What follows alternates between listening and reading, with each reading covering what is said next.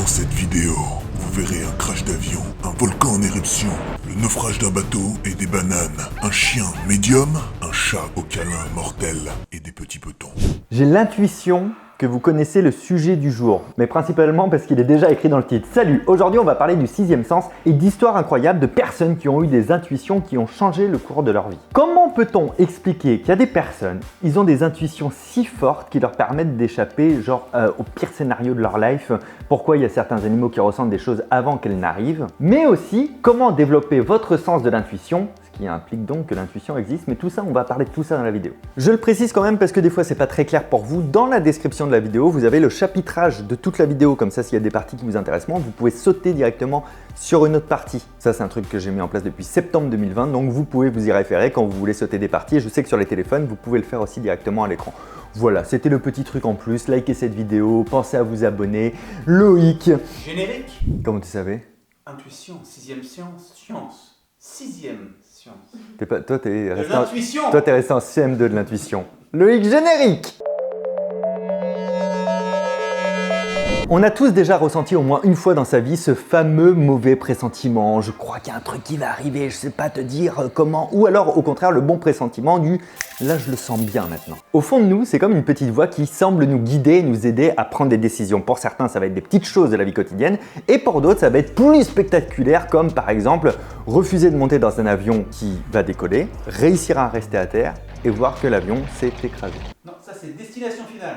Oui, et après la mort, elle les cherche et tout. Et ça, c'est une galère. Et du coup, ils en font 6 films. Tout aussi surprenant, l'histoire d'une jeune fille qui s'appelle Anne et qui, grâce, on va dire, à sa petite voix intérieure, a pu avoir la vie sauve. Et maintenant, j'ai envie de partager son histoire. Vous le sentiez arriver, ça? Laissez-moi donc vous présenter Anne. Anne décide de partir faire le tour du monde toute seule et dans son aventure, elle choisit de faire une petite escale en Sicile, à Palerme, pour y faire du bénévolat. Donc Anne est plutôt sympa. Le 3 juillet 2019, jour de son anniversaire qui approche à grands pas, elle se dit « je vais faire quelque chose d'un petit peu plus atypique, je vais aller faire une rando sur le volcan Stromboli au nord de la Sicile dans les îles éoliennes ». Rien à voir avec les éoliennes qui tournent, c'est pas des îles qui tournent en faisant, rien à voir. Comme elle n'a pas envie de passer sa journée d'anniversaire toute seule, elle s'inscrit sur une plateforme de mise en relation entre voyageurs et gens qui habitent là-bas, les locaux. L'idée c'est de trouver un lieu à proximité du volcan pour y dormir quelques jours avant son anniversaire. Elle va sur internet, elle cherche, elle attend, elle fait la connaissance de Massimo qui accepte généreusement de l'héberger du 1er au 4 juillet. Et ce qui est marrant, c'est qu'en plus Massimo lui propose de lui-même de faire une balade sur le volcan qu'il connaît comme sa poche, alors que dans sa recherche, elle n'avait pas encore dit qu'elle voulait faire une balade sur le volcan. C'est fou la vie. Donc tout organisé pour son périple à venir. La veille de son départ pour le nord de la Sicile, elle commence à ressentir quelque chose un peu particulier comme... on pourrait dire un malaise à l'intérieur d'elle-même et elle se demande si elle doit vraiment aller au volcan le lendemain comme prévu ou finalement changer ses plans et rester là où elle est. En gros, sa raison lui dit d'aller chez Massimo parce que tout est organisé, parce qu'il a l'air très sympa, il n'y a rien à signaler. Mais son intuition lui dit n'y va pas, c'est pas bon. Du coup, elle est hyper embêtée parce que tout simplement, c'est pas dans ses habitudes d'annuler quelque chose d'une manière irraisonnée du jour au lendemain comme ça et puis sans explication à fournir.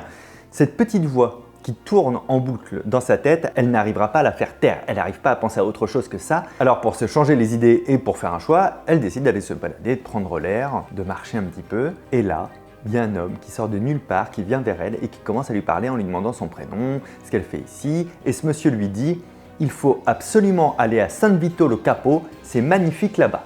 Comme vous pouvez voir sur l'image, ça a l'air plutôt sympa. Anne prend cette phrase comme un signe, pas l'oiseau, comme un signe de la vie, et décide donc d'annuler le séjour chez Massimo et d'aller à San Vito lo Capo.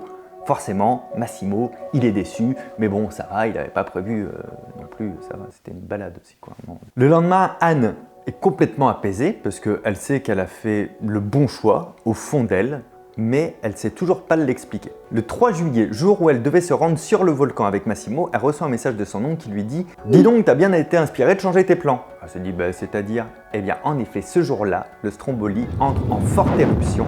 Il y a eu un mort et malheureusement, il s'agissait de Massimo. Et elle devait être avec lui ce jour-là, à la base. C'est un peu ouf cette histoire quand même. Alors, la grande question, est-ce que c'est une intuition ou est-ce que c'est une synchronicité, c'est-à-dire un hasard remarquable ? Un truc qui fait qu'on le remarque. Si elle se trouve, elle a annulé plein d'autres choses dans sa vie où il n'y a pas eu d'éruption non plus. Mais c'était peut-être pas sur des volcans non plus. Le psychologue Guillaume Rappé explique que l'intuition passe par nos perceptions, ça se manifeste donc par nos émotions. Souvent, il y a un conflit entre notre logique, celle qu'on réfléchit avec des arguments, et notre ressenti qui passe par l'émotionnel. Une espèce de dissonance entre notre cerveau droit et notre cerveau gauche. Et je fais, tiens, une petite parenthèse, des fois vous me dites « Oui, mais ça n'existe pas vraiment le cerveau droit, le cerveau gauche ». Oui, j'en parle comme illustration, grosso modo, mais j'ai déjà fait une vidéo sur le fait que non, il n'y a pas le cerveau droit qui contrôle toute une partie, le cerveau gauche toute l'autre partie. Bref, fin de la parenthèse. Une dissonance donc contre la partie du cerveau qui gère la raison et l'autre qui gère les émotions. Et là, elle a plutôt bien fait d'écouter son ressenti quand même. Je suis tombé sur une deuxième histoire qui est tout aussi folle, si ce n'est plus, c'est celle de Paul. Dans les années 80, Paul s'est lancé dans une aventure un peu particulière, remonter l'Amazone sur un petit rafio. Voilà. Tu fais quoi toi dimanche, Loïc? Je me touche. Il faut une fin à cette phrase, hein. Les orteils, les orteils, les orteils. Les orteils, bien sûr. Et bien, pendant que tu te touches les orteils, il y en a qui décident de remonter l'Amazone sur un petit rafio, un voyage de 8 jours environ, donc dans des conditions qui sont pas au top, mais de base. Et vous n'êtes pas au bout de vos surprises. Oui, je remets mes lunettes sans les avoir enlevées. Un jour, Paul a la mauvaise idée de manger de la viande cuisinée à bord, donc sûrement pas très fraîche et qui est pas très bien conservée. Et donc il tombe malade, il est pris d'une énorme fièvre. Et c'est pas le seul, c'est une vraie intox alimentaire. Donc il y a quelques personnes sur le bateau, ils sont tellement intoxiqués qu'ils meurent de ça. On parle quand même d'une grosse intox. Une nuit, alors qu'il est complètement fiévreux et délirant, Paul rêve de sa grand-mère, qui représente pour lui une figure maternelle protectrice. Et dans son rêve, elle lui recommande de manger des bananes. Elle lui dit « mange des bananes ». Du coup, lui, il se réveille, il se souvient de ça, il mange des bananes et elle lui redonne des forces. Jusque-là, tout va à peu près bien. C'est un peu ce qu'on peut appeler un remède de grand-mère. L'équipage avance et arrive tant bien que mal à Manaus, qui se situe au Brésil. Bon, ils arrivent là-bas, même si quand même tout le monde se sent un peu faible et malade. La nuit suivante, Paul rêve une fois de plus de sa grand-mère, qui lui ordonne de ne pas prendre le bateau. En soi, il s'agit que d'un rêve. Mais Paul a une intuition très forte qu'il ne doit pas retourner dans le bateau. Du coup, il prend l'avion le lendemain pour rejoindre Brasilia. Et il s'avère que ce jour-là, un événement fait la une des journaux, le naufrage du bateau que devait prendre Paul, avec la mort d'une dizaine de passagers. Il témoigne et explique les choses de cette manière. Je pense qu'à la lettre, j'avais noté inconsciemment tous les éléments inquiétants du bateau et dans le délire de ma fièvre, l'image de ma grand-mère, qui est un symbole chez moi de protection de mon enfance, a cristallisé mon intuition de manière si forte que je n'ai pu faire autrement que de suivre cet avertissement. En tout cas, je n'oublierai jamais cette histoire. Et c'est ouf, parce que nous aussi, du coup, on va pas oublier cette histoire. Mais du coup, ça vient d'où ce genre d'intuition? On a quand même un petit élément d'indice dans sa réponse. Directeur de l'Institut de recherche Max Planck à Berlin, explique que l'intuition, c'est comme une forme d'intelligence, une intelligence qui exploite les capacités évoluées du cerveau et qui repose sur les méthodes empiriques qui nous permettent d'agir rapidement, avec une exactitude étonnante. Notre cerveau, dont on ne connaît pas grand-chose en réalité, a accès à des facultés qui se développent depuis des millénaires pour garantir notre survie. Pour lui, l'intuition serait donc une forme d'instinct, et c'est pas illogique. Qui est scientifique et professeur en psychologie intégrale et transpersonnelle, a donné le nom d'activité prédictive anticipatoire à ce genre de phénomène d'intuition. Et tout est dans le nom. L'intuition serait une forme d'anticipation et de prédiction. Des instruments de mesure indiquent des changements dans le système respiratoire, cardiaque et pulmonaire quelques secondes avant qu'un événement dangereux se produise. C'est un peu comme si le corps savait inconsciemment qu'il allait se passer quelque chose. Par contre, cela s'applique seulement à une partie de la population. Ah mais c'est comme le Spider-Sense. Ouais, exactement. Spider-Man, il a ça ouais. juste avant. J'ai l'impression que ma pizza va être en retard. Exact. Et si je vous disais que les animaux, eux aussi, peuvent avoir des intuitions? C'est ce qui s'est passé pour Emma Grézette, qui, grâce aux intuitions de sa chienne Joy, peut anticiper ses propres crises d'épilepsie. Voici donc l'histoire d'Emma, Emma étant épileptique depuis qu'elle est toute petite. Les crises d'épilepsie peuvent se manifester par des tremblements incontrôlés, des convulsions, voire des hallucinations sensorielles chez certaines personnes. Et c'est assez handicapant dans la vie de tous les jours, évidemment. Dès qu'Emma a rencontré ce chien, un berger australien dans un élevage canin, elle ne savait pas pourquoi expliquer, elle a choisi ce chien et pas un autre. Elle a été attirée instantanément par lui. Est-ce que c'était un pressentiment? Bon, on ne sait pas. En tout cas, très rapidement, après avoir adopté le chien qui s'avère être une femelle, donc la chienne, elle remarque un comportement étrange à certains moments. Emma explique que lorsqu'une de ces grosses crises d'épilepsie arrive, Joy, la chienne, se montre très énervée. Elle la tire par la manche, par le pantalon, elle s'accroche à elle commence à lui mordiller le bras, tourner autour des gens qu'il y a autour, à leur tirer les vêtements, etc. D'ailleurs, lors d'une crise qui arrivait en pleine nuit, Joy a tiré sa couette jusqu'à l'autre bout de la chambre et ça, c'est sa manière de prévenir Emma qu'il va se passer quelque chose de pas cool. Ce qui est fou, c'est qu'en moyenne, Joy la prévient 15 à 20 minutes avant la crise. Donc c'est pas Joy qui a commencé à convulser, la chienne qui voit ça. Et ça permet au contraire à Emma de se mettre dans un endroit calme, en sécurité, le temps que la crise arrive, monte et que ça se passe. De base, Emma n'avait pas du tout adopté Joy comme un chien d'assistance, mais au fur et à mesure du temps, ça l'est devenu, à cause de ses capacités juste incroyables. Eh Fabien, du coup on peut dire que cette histoire, elle a du chien. Et sinon, il y a aussi l'intuition qui peut annoncer la mort. Et alors là, c'est moins fun, mais assez perturbant pour qu'on en parle dans cette vidéo. Vous avez déjà peut-être entendu parler, il s'agit d'Oscar, le chat qui prédit les morts. Depuis plusieurs années, donc, ce cher Oscar accompagne des patients jusqu'à leur dernier souffle, leur dernier moment dans le centre gériatrique Steer House à Rhode Island aux États-Unis. Bon, il est là, il vit sa vie de chat, et puis d'un coup il renifle, il va rendre visite à un patient, il se recroqueville à ses côtés. Et ça, tu te dis, oh il est trop mignon le petit chat et tout. Et bien c'est un signe de la mort imminente de la personne. Et c'est ce qui pousse les médecins à appeler les familles pour organiser une dernière visite si jamais vous voulez passer. Parce que là c'est... Et en vrai, statistiquement, le chat aurait reproduit ce schéma pour 50 patients ou plus de 50 patients. C'est donc pas très hasardeux. Alors après on peut se dire oui mais statistiquement dans une maison de retraite à un moment donné, oui mais il va pas rendre visite comme ça tout le temps. Il n'a pas ce comportement là d'une manière générale en fait. C'est juste qu'à chaque fois qu'il a ce comportement là, alors il se passe un décès. Ah oui. Mais après c'est le deal, si c'est ton heure, c'est ton heure. C'est-à-dire que même s'il arrive dans ta chambre et que tu dis « Eh ben non, je me lève, je m'en vais, qu'est-ce que tu vas faire ?» Là, c'est destination finale, quoi.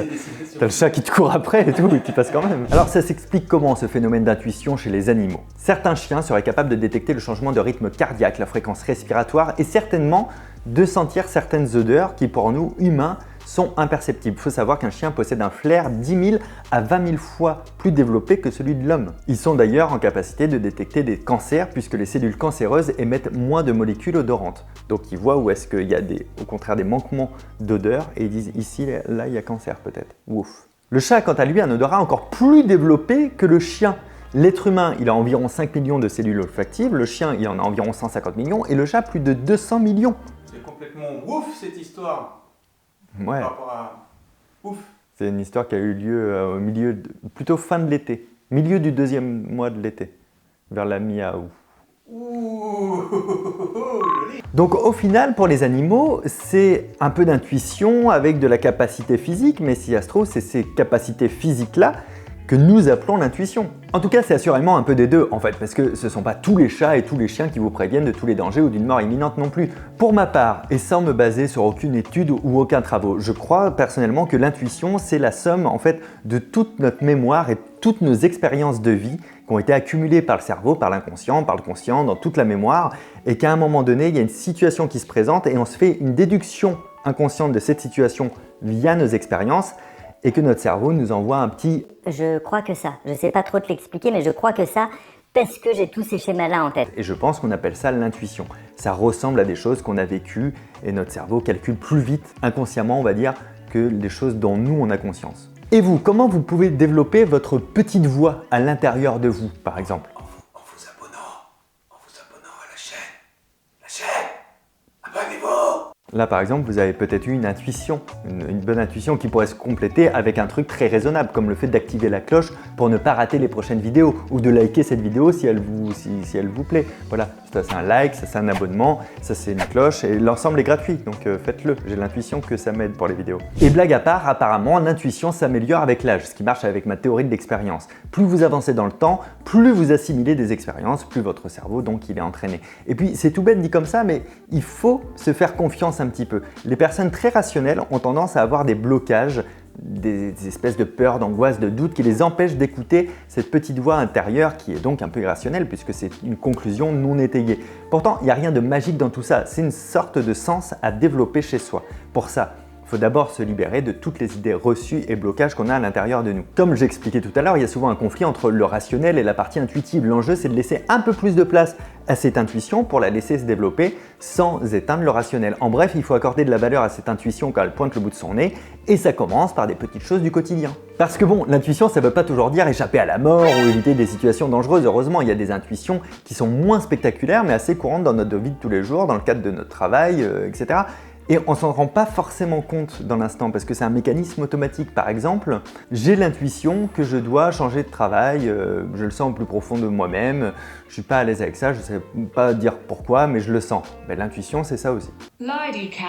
Auteur d'un livre sur le sujet, explique comment mettre son intuition en pratique. On peut d'ailleurs faire de petites expériences pour tester son intuition. Par exemple, en choisissant un bar pour lequel on a le meilleur ressenti pour aller boire un verre et voir par la suite comment ça se passe sur place et si ça correspond à notre intuition. Vous pouvez aussi faire de la méditation pour développer cette intuition. Et puis en plus, la méditation, ça aide à la gestion de la douleur, comme vous pouvez le voir dans une vidéo qui est passée il y a quelques temps.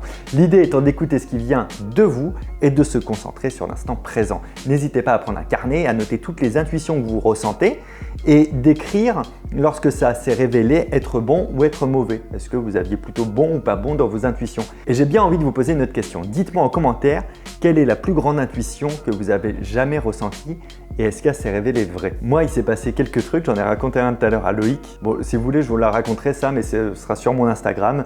Alors, non pas que je pourrais pas le raconter dans la vidéo, mais c'est la bonne occasion pour venir me rejoindre sur Instagram. Il est là, c'est celui-ci là, voilà. Qui n'a rien à voir avec celui-là qui est celui de Loïc ou encore celui-là qui est celui de Fanny qui m'a donné tous les noms aujourd'hui parce que j'en ai marre de ne pas savoir les prononcer. Si vous ne me connaissez pas, je m'appelle toujours Fabien Olicard. Si vous me connaissez, je m'appelle toujours Fabien Olicard parce que je reçois des messages pour Sébastien ou Olivier.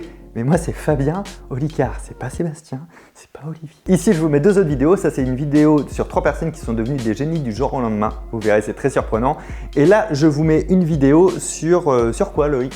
Oui. Sur quoi cette vidéo? Sur la gestion de la douleur, parce que je venais d'en parler. Et ben voilà, c'est une vidéo qui est sortie il n'y a pas longtemps. Vous pouvez regarder ça. Prenez très soin de vous. À très bientôt.